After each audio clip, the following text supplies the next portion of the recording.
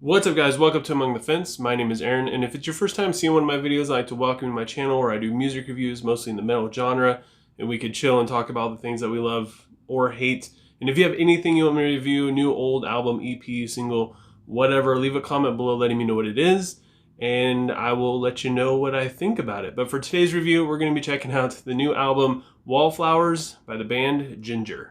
Wallflowers is the fourth studio album to be released from the Ukrainian progressive metal band since 2009. And while they don't have a lot of stuff underneath their discography belt, they're more of a quality over quantity kind of band. And I would even say that they were kind of more of a cult following, more of an underground band until they released their dual album set EP thing of Micro and Macro. Not to mention that a lot of YouTubers were reacting to Tatiana's distorted vocals, which I feel like helped kind of push them more into the spotlight. And it's nice because since they've become more mainstream and more well known and getting a lot more attention, they haven't changed their style. They haven't become sellouts or whatever. They've remained pretty true to themselves and their core sound.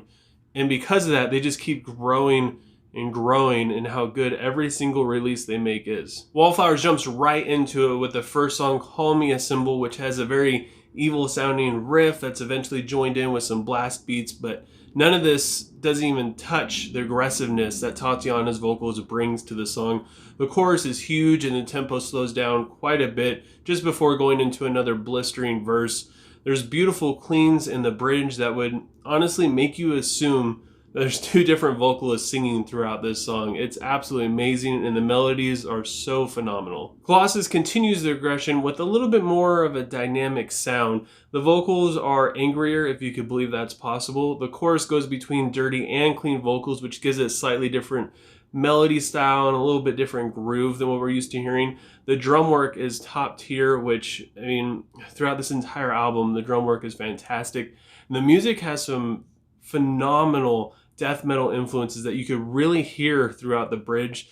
The song Disclosure comes in heavy with a kind of a grunge vibe to it. Tatiana's a little bit more playful with her vocals in this song, and I really love the layering that she does with her vocals. She says disclosure so many different ways, and in the beginning you can hear the cleans and the distorted at the same time.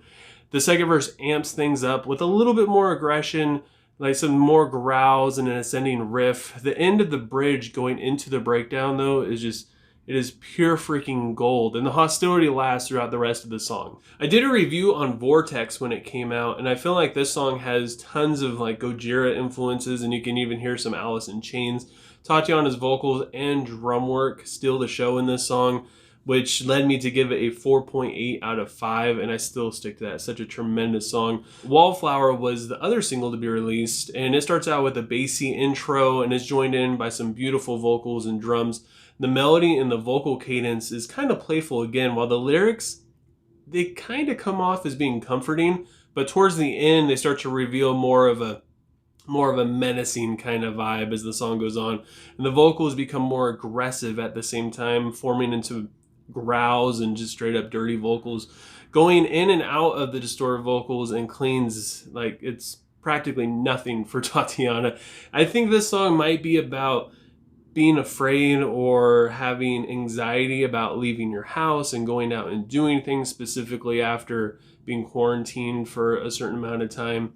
And it kind of makes sense. It relates to being a wallflower in a sense, but instead of being a wallflower at a party watching everybody else, you're a wallflower in your own home watching the rest of the world do their thing. Copycat is super proggy and very dynamic. The verse is brutal as hell with like a slight breakdown in the middle of it. The chorus has some clean vocals in the first half with distorted vocals accented throughout the last half. The bridge is like the only breathing room that you get, but it ends very abruptly before going into a gnarly outro. Sleep of the Righteous is like, instead of groove metal, it's like groove prog or something, but it switches gears as it goes into the chorus. The vocals are thrown around with no regard as the music just pounds you into the face. It goes through so many different transitions. It's almost like mesmerizing as the music and the vocals put you into a trance. Pearls and Swine is another song that has some grunge influences with some chugs thrown in there. The riff is very sick and very heavy. The music slows down a little bit for the clean vocals to really shine through, and the riff and the bridge is all over the place, but it's very slow, so it adds a little bit more of a texture than what we're used to hearing throughout the rest of the songs, just before it goes into a very heavy hitting part of the song, probably the heaviest part of this song. And there's so many different sections throughout the song. It's about a little bit over 5 minutes, give or take. And because there's so many different parts, it moves in and out of it so fluidly, it makes it feel like you've listened to 2 songs before this is over, and that's not a bad thing at all. And the song Dead Hands Feel No Pain has a ascending guitar riff that feels like you're going up and down a roller coaster, and the vocals are kind of peaceful while the music's very chaotic, and the music becomes a little bit more intense as it goes into the pre-chorus, but the vocals stay the same, and I really enjoyed that kind of feel that brought. But going into the chorus, it switches where the music kind of chills out a little bit more and the vocals become very distorted and they take over. And the bridge really brings the heat in the song and the passion as it just continues to escalate.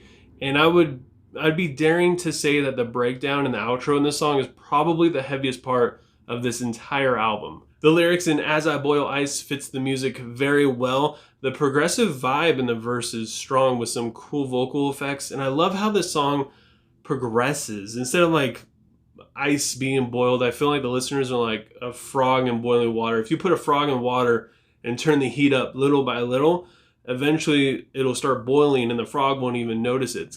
It'll boil live. It's kind of sad actually.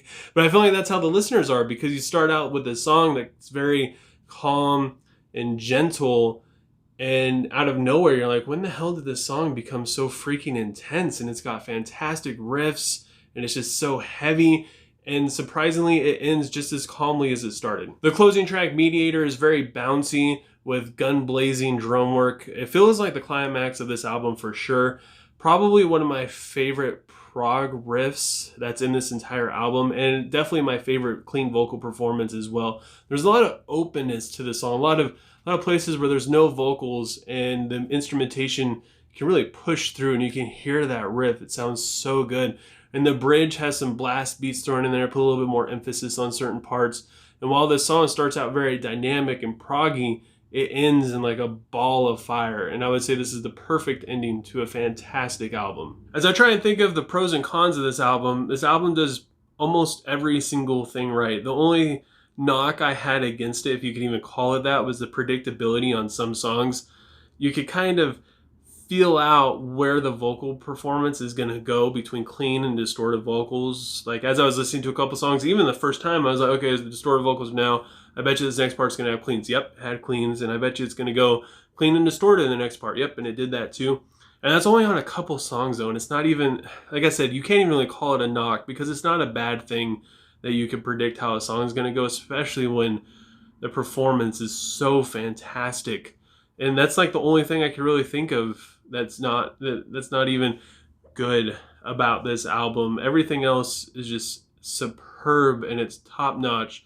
So with all that said, I got to give Wallflowers by Jinjer a 9.2 out of 10. I know that even though I gave it a high rating and I still said like, oh, I didn't like the predictability, there's going to be a lot of people very upset with me, specifically in the comments. So while you're down there telling me how dumb I am for saying it's predictable, whatever, let me know what you thought of this album. Did you like it? Did you hate it? What would you rate it? If you haven't listened to it yet, go ahead and give it a listen, at least a couple of the songs or even the singles, and let me know what you think. And if you enjoyed this review, don't forget to give it a like. If you want to help support me in my channel and you don't want to miss out on any of my future reviews, especially if you leave a request for me to do a review on an album or single or EP, please consider subscribing and ringing the bell icon. It just does a lot for my channel. It's literally the easiest thing you could ever do to support anybody ever. And I appreciate it more than you guys could ever imagine.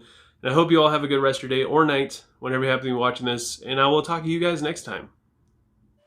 I was